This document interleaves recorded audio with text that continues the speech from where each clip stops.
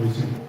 2 Reis, capítulo 4, a partir do verso 8, nós estaremos lendo do 8 ao 10, mas eu quero pedir aos irmãos, às irmãs, que não fechem a Bíblia, porque a gente vai discorrer pelo texto até o versículo 37. Então, a gente vai estar, à medida que a gente for falando, a gente vai estar trabalhando o restante do texto aí. Segundo livro dos Reis, capítulo 4, versículos de 8 a 10. Vamos à leitura? Certo dia, passou Eliseu por Sunem, onde se achava uma mulher rica, a qual o constrangeu a comer pão. Daí, todas as vezes que passava por lá, entrava para comer. E ela disse a seu marido: vejo que este que passa sempre por nós é santo homem de Deus. Façamos-lhe, pois, em cima um pequeno quarto, obra de pedreiro, e ponhamos-lhe nele uma cama, uma mesa, uma cadeira e um candeeiro. Quando ele vier à nossa casa, retirar-se-á para ali. Deus, mais uma vez estamos diante da Tua palavra, gratos pela oportunidade, pelo privilégio de poder compartilhar. Que o Teu Santo Espírito possa, Senhor Deus, falar ao coração de cada um de nós nesta noite, em nome de Jesus. Amém. Hospitalidade que transforma. Esse seria o título para a nossa reflexão nesta noite. E hospitalidade, quando a gente pensa em hospitalidade não é apenas abrir a porta da casa e convidar alguém para tomar um café. Hospitalidade vai muito mais além. Na verdade, a hospitalidade, ela precisa partir do coração. Partir do coração, precisa brotar com naturalidade, porque convidar para tomar um café, a gente convida muitas pessoas, mas acolher com aquele espírito hospitaleiro são algumas pessoas, não são todas. E aí a gente então entende, na Bíblia, ela é sempre vista como um reflexo do amor de Deus. A hospitalidade na Bíblia sempre está ligada ao amor de Deus, que acolhe e que recebe o pecador. Pense na diferença de uma casa que apenas abriga visitas e outra que realmente acolhe pessoas. Aquela que apenas abriga visitas, ela pode oferecer conforto físico, pode oferecer alimento, mas somente aquela que acolhe pode transformar vidas. E o exemplo que nós temos aqui na palavra de Deus, com a sunamita, ela teve a sua vida transformada a partir da sua hospitalidade. A partir do momento que ela sente no coração o desejo de acolher o homem de Deus que por ali passava costumeiramente e dar a ele uma condição para que ele pudesse não apenas se alimentar, mas tirar algum descanso, repousar, para que pudesse seguir a sua jornada. E eu gostaria de tirar com os irmãos algumas lições desse texto, baseado na hospitalidade da Sulamita. E a primeira lição que a gente encontra aqui é o olhar generoso da Sulamita. O texto que nós lemos, versículo 8 e 10, a gente pode voltar ao texto aí, que diz que certo dia Eliseu foi a Sunem, onde uma mulher insistiu que ele fosse tomar uma refeição na sua casa. E depois disso, sempre que ele passava, ele parava ali para se alimentar. E eu fico imaginando as nossas irmãs passavam. O acolhimento que elas têm, a generosidade que elas têm, de ser sensível à necessidade do outro e convidar. E foi assim com o homem de Deus, foi assim com Eliseu. Então, essa visita do profeta na sua casa a constrangeu a ponto dela dizer para o marido: olha, vamos construir aqui um quarto, na nossa linguagem hoje talvez, vamos fazer um puxadinho, mas vamos colocar ali uma cama, uma cadeira, uma lamparina, um candeeiro, alguma coisa para que o homem de Deus, quando vier, possa se abrigar na nossa casa e possa descansar da sua caminhada. Vejam só como ela percebe que o profeta que por ali passava era realmente um homem de Deus.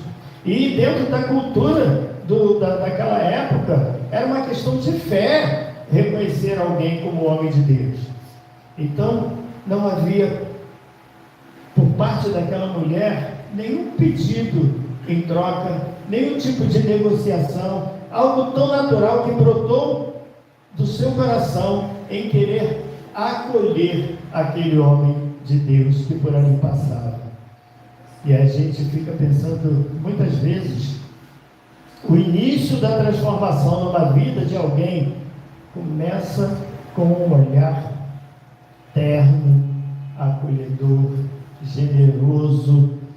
E na SAF isso se traduz em enxergar a necessidade, muitas vezes, de um vizinho, muitas vezes de uma mãe solteira, muitas vezes de um idoso que vive abandonado pela sociedade, e a mulher, a irmã da SAF, vai lá e acolhe com carinho, com zelo, aquela pessoa.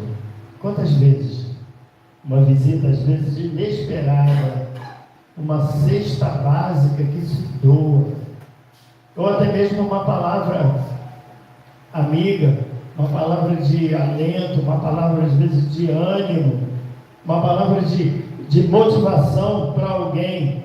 Quantas vezes isso sustenta alguém no processo de crise? E é aquele acolhimento que se dá, que a pessoa às vezes já está às raias, muitas vezes, do desespero, e alguém chega e acolhe e dá uma palavra, e essa pessoa consegue passar pela dificuldade, passar pela crise. O olhar sensível que percebe uma possibilidade de ajudar ao próximo. Isso é o primeiro passo para uma hospitalidade que transforma. E aquela mulher teve a sua vida transformada por conta da sua hospitalidade. Mas observe que aquela mulher não ficou apenas no campo do olhar, da percepção, não ficou apenas no campo da sensibilidade, não. Ela partiu para a ação. E ela chega para o seu marido e diz: olha, vamos construir aqui um quarto em cima, no nosso terraço, para que esse homem, toda vez que passar por aqui, ele possa descansar. E aí nós temos a segunda lição desse texto, que é o quarto preparado para o profeta. Observe o texto do versículo 10, quando ela diz: vamos construir lá em cima um quartinho de tijolos e colocar nele uma cama, uma mesa, uma cadeira, uma lamparina para ele. Assim, sempre que nos visitar, ele poderá utilizá-lo. É um espaço simples, sem luxo, como o texto diz: uma cama, uma cadeira, uma mesa, uma lamparina para que ele pudesse estar resolvendo ali as suas necessidades. A hospitalidade da sunamita não é ou não foi fruto de algo improvisado, feito às pressas. Não. A hospitalidade daquela mulher foi planejada e foi estrategicamente construída para que ele pudesse ter um ambiente permanente para repousar. Toda vez que ele por ali passasse, ele poderia estar descansando. E aí a gente aprende que ser hospitaleiro requer intencionalidade. É uma expressão que está muito em voga hoje, né? Você precisa ter a intenção. Não é fazer alguma coisa porque alguém pediu, porque alguém mandou, mas porque você desejou no coração acolher aquela pessoa, e foi o que aconteceu com a Sulamita. Então, a hospitalidade exige intencionalidade, e é assim que acontece com a SAF. As irmãs, quando desenvolvem o seu trabalho, elas não fazem por acaso, não fazem sem propósito, não, elas fazem com intenção de trazer crescimento para o reino, engrandecimento do reino, glorificação para o nome de Deus, e é essa a intenção. Uma SAF que organiza um cantinho de leitura para as crianças, uma SAF que certamente ajuda no desenvolvimento de uma orquestra, de uma escola de música, uma SAF que certamente também se envolve com os atendimentos que a igreja faz. Isso é ter a intenção de ajudar, de acolher e de glorificar o nome de Deus. São coisas pequenas às vezes que se faz, mas que demonstram a presença do amor de Deus na vida das irmãs da SAF. Como acabamos de cantar nesse último cântico, né? É o amor de Deus que precisa estar refletido nas nossas atividades, nos nossos gestos, ainda que pequenos, mas que são grandes sinais da vida de alguém que recebe a ajuda, que recebe o apoio, que recebe a mão estendida. E aí nós temos então uma terceira lição que a gente pode aprender com a Sunamita: a recompensa inesperada de Deus. A recompensa que ela não esperava, mas certamente como mulher, ela sentia falta de alguma coisa, sentia falta de ter um filho nos braços, e ela não pediu nada, ela não negociou nada, ela podia ter feito um pedido para o profeta: a gente vai construir aqui, mas toda vez que você passar aqui, você traz isso, você dá aquilo, você... Não, foi algo intencional, mas sem pedir nada em troca. E o texto, a partir do versículo 11, vai dizer que um dia, quando Eliseu chegou, subiu ao seu quarto e se deitou. E ele mandou o seu servo Geazi chamar a Sunamita. Ele a chamou, e quando ela veio, Eliseu disse para ele: você teve todo esse trabalho, todo esse cuidado, toda essa generosidade conosco. O que podemos fazer por você? O que a gente pode te oferecer em troca? Quer que eu interceda por você ao rei, ao comandante do exército? E ela disse para ele: não, eu estou bem no meio do meu povo, não preciso de nada, fique tranquilo. Mais tarde Eliseu então chama Geazi e pergunta para ele: o que a gente pode fazer com essa mulher? O que ela precisa que a gente possa ajudar, que a gente possa abençoá-la? E aquele moço do profeta diz para ele: ela não tem filhos, e o seu marido já é de idade. Em outras palavras, já passou um tempo. Então Eliseu manda chamar a Sunamita novamente e diz para ela: nesse mesmo tempo, daqui a um ano, você terá um filho nos braços. Quando a gente faz alguma coisa com espontaneidade, que parte do coração, com intencionalidade, que faz não para homens, mas faz como se estivesse fazendo para o Senhor, a recompensa é Deus que dá. A gente não faz com desejo de receber nada em troca. Eu vou contar uma experiência para os irmãos. Há um tempo atrás, talvez cerca de um ano, mais ou menos, uma irmã me achou na rede social, e ela é lá de São Bernardo do Campo, e me contou a história que seu marido é um pastor, não presbiteriano, mas um pastor, e saíram de São Paulo para fundar uma igreja, plantar uma igreja nova em São Bernardo do Campo. Só que 2 meses que ele tinha começado a igreja, ele adoeceu do coração e ele estava já na fila de um transplante de coração. Graças a Deus, semana passada esse transplante aconteceu. E aí a Sara estava orando por ele. Mas eu conversei com Carmen e falei assim: Carmen, eu sinto que não tem falsidade nisso, que é sincero o pedido dela, e a gente se propôs a ajudar. Mas a gente ficava pensando, mas quem é essa pessoa que a gente não conhece?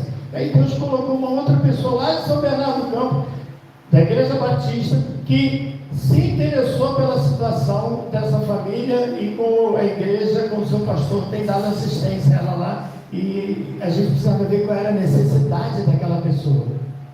Porque você enviar uma oferta em dinheiro, às vezes, você não sabe, né? Se é isso mesmo que ela precisa. E aí o pastor, quando esteve lá, por sinal meu xará, pastor Francisco, esteve lá e ele disse, olha, eles precisam muito mais do que a gente possa imaginar.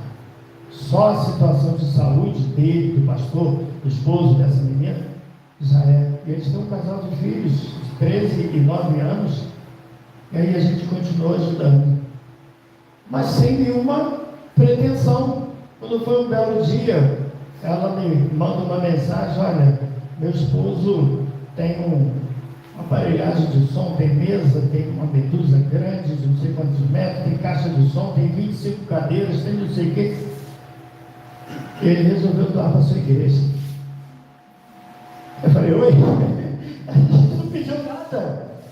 A recompensa é Deus quem dá, quando você age com espontaneidade, quando você age com liberalidade.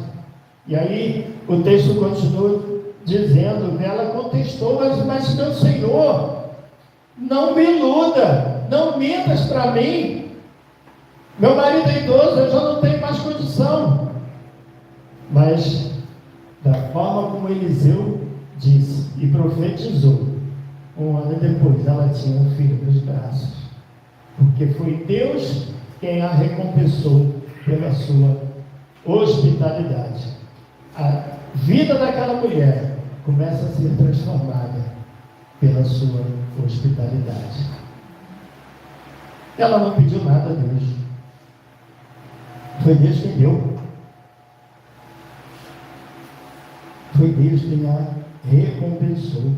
E hospitalidade, ela não busca retribuição. A hospitalidade, ela é despretensiosa. Mas Deus certamente é quem nos recompensa. Quem serve por amor sempre será surpreendido pelo amor de Deus. Quem serve com o coração sempre vai ser abençoado e alcançado pela graça de Deus. E Asaf, que se doa ao próximo, Asaf, que procura estar ajudando a igreja nas suas atividades de ação social, Asaf, que busca no seu planejamento atender às necessidades da comunidade que ela está inserida, certamente estará colhendo de Deus novas sócias, novas famílias, jovens que muitas vezes são libertos da droga, pessoas que sofrem, que recebem de Deus a bênção da cura. Isso traz crescimento para o reino do Senhor. E quantas vezes uma igreja que abre as suas portas para servir a comunidade, como aqui, como a igreja de Tangará, acaba recebendo pessoas que nunca teriam entrado aqui se não fosse o gesto generoso, hospitaleiro da SAF. E nós louvamos a Deus pela vida das nossas irmãs da SAF. E por fim, temos ainda uma última lição desse texto, com a hospitalidade da Sulamita, que é a restauração daquilo que parece perdido, daquilo que parece que não tem mais solução. Porque o que aconteceu do versículo 18 em diante, a gente vê o relato que o menino havia crescido e um certo dia ele foi se encontrar com seu pai, e seu pai estava lá no trabalho junto com os ceifeiros, colhendo naturalmente a sua plantação, e o filho daqui a pouco começa a gritar com o pai que estava no dojo: ai minha cabeça, e o pai se diz para um servo: ai, leva ele, entrega ele para a mãe. É assim que os pais fazem normalmente, né? Deixa ele com a mãe, entrega ele para que a mãe sabe o que fazer. E aquele servo levou, e aquela mãe recebeu seu filho e ficou com ele no colo, diz o texto, até o meio-dia, e o menino morreu. E eu fico pensando, numa situação normal, natural, era situação de desespero, era motivo para aquela mulher sair desesperada. Mas não foi isso que ela fez, porque ela era uma mulher de Deus.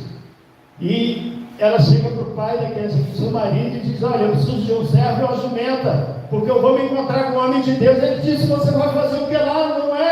Não é dia de festa, não é dia que normalmente se tem, que se encontra, que se vai à presença do homem de Deus. E ela disse: não se preocupe, eu volto logo. Próprio das nossas irmãs, disse: fique tranquilo, eu já volto, não se preocupe. E a gente às vezes, né, envolvido com o trabalho, ela vai, e quando ela está se aproximando, o profeta lá no Monte Carmelo olha e vê, e diz para o seu moço, para Geazi: olha ali a sua sunamita, tá, ela que está vindo ali, vai lá ver o que quer, pergunta ela se está tudo bem.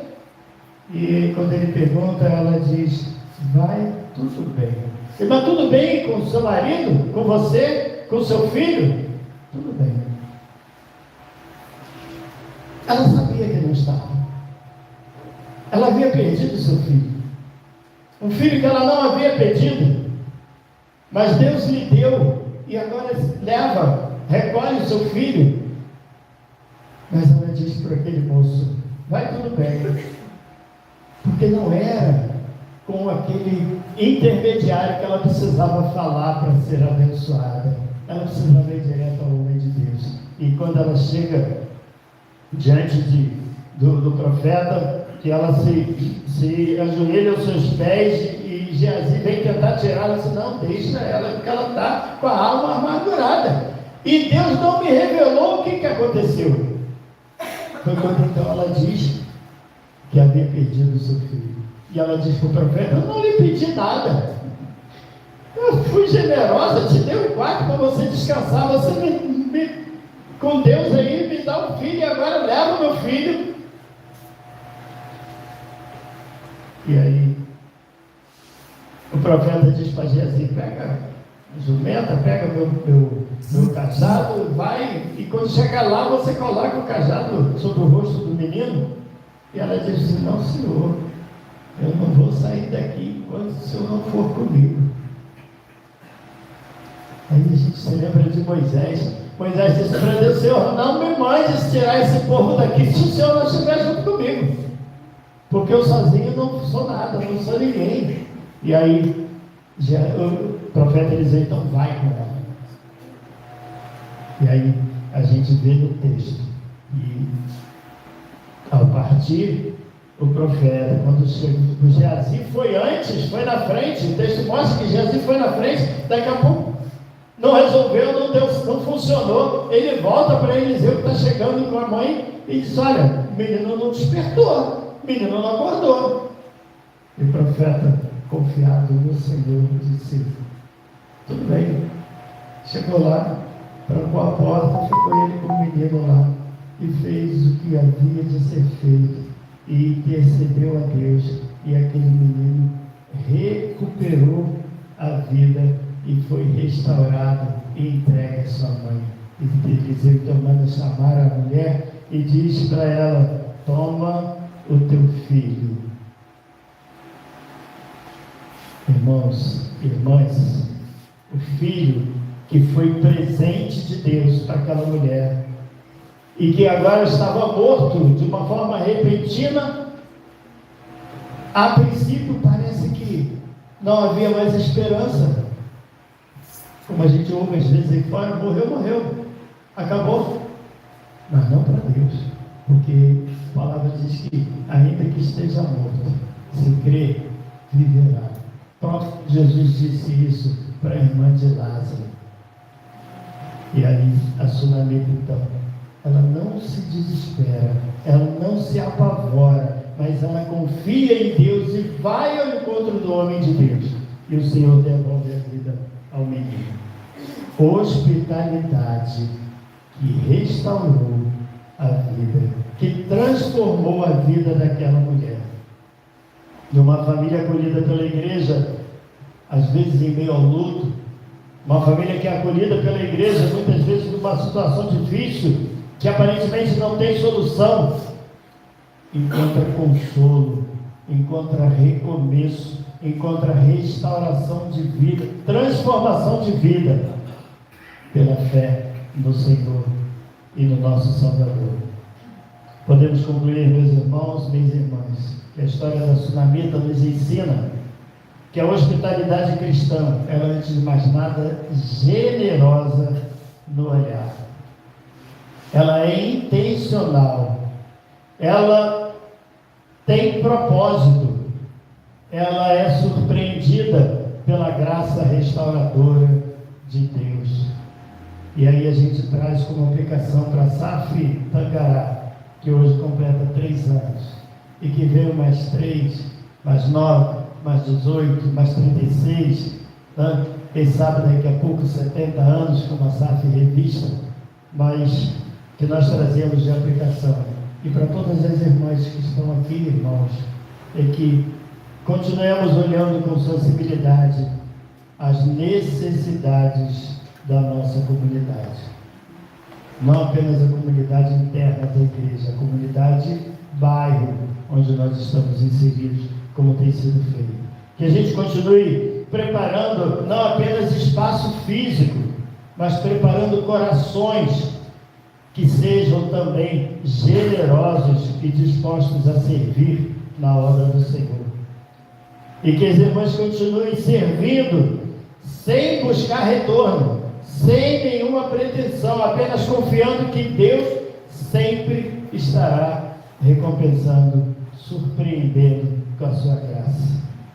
Que possamos crer que Deus pode usar a hospitalidade da Safi para restaurar vidas quebradas pelo pecado, quebradas por tantas coisas ruins que a gente vê no nosso dia a dia. E assim como a Sunamita, que marcou a sua geração, a Safi Tangará também possa ser lembrada como uma comunidade que abre espaço para Deus, que abre espaço para os necessitados e que com isso traz glória e honra para o nome do Senhor. Amém? Que Deus nos abençoe.